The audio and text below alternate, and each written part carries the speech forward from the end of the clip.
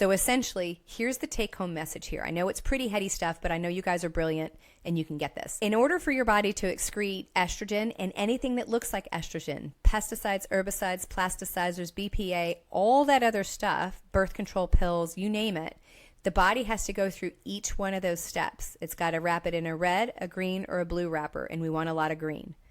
It's got to wrap it then in a pink wrapper. I need a lot of pink wrappers because I got to wrap up all the ones that were made. And then I've either got to put it in an orange wrapper and take it out through the urine, through sulfation, or I've got to put it in the black wrapper and it's got to go out through the stool. Why this is important is it's not so much whether you have one or more of these, it is the relationship between that, and that seems to play a role in estrogen-sensitive cancers. And it's more about not just having the genetics, but it's more so about what are these in combination to each other. And how do they relate to each other?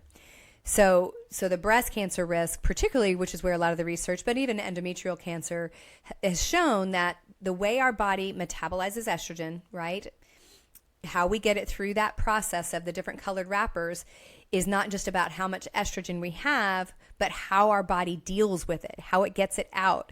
So for instance, if I make a lot of the green wrappers and I get a lot of estrogen that way, which makes 2-hydroxyestrone, it's generally considered protective against breast cancers.